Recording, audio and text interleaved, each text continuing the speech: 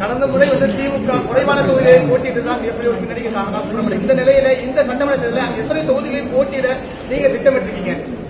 திமுக எத்தனை தொகுதிகளில் போட்டியிட திட்டமிட்டிருக்கீங்க?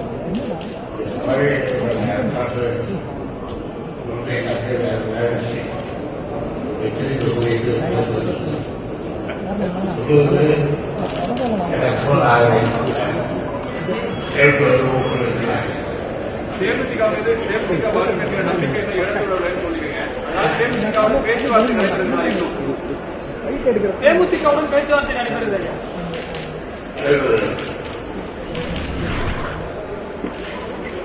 ஐயா, அவங்க பகிரங்கமா அறிவிச்ச பிறகும் நம்பிக்கை இருக்கிறது எந்த வகையில தெரிவிக்கிறீங்க?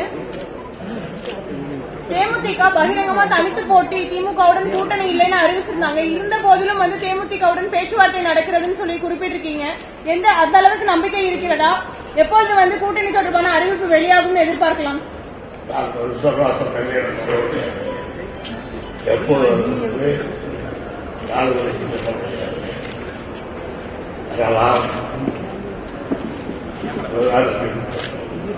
தேர்தல் அறிக்கை எப்போது வெளியிடப்படும்? திமுகவுடைய தேர்தல் அறிக்கை எப்போது வெளியிடப்படும்? உங்களுடைய பரப்புரையை எப்பொழுது தொடங்குறீங்க சார்? உங்களுடைய தேர்தல் பரப்புரையை எப்பொழுது தொடங்குறீங்க சார்? பரப்புரை எப்பொழுது தொடங்கப்படும் ஐயா?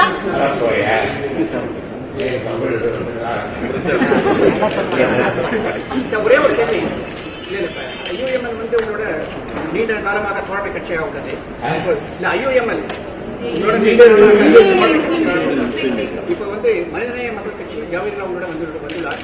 அதனால அவர் ஏதாவது ஆட்சேபனை இருக்கிறதா? அதனால ஐயுஎம்எல் கொடுக்க வேண்டிய சீட்டு தொகுதியில் குறைப்பு இருக்கா? அதாவது முஸ்லீம் லீக் நம்மளோட இருக்கு இல்லையா?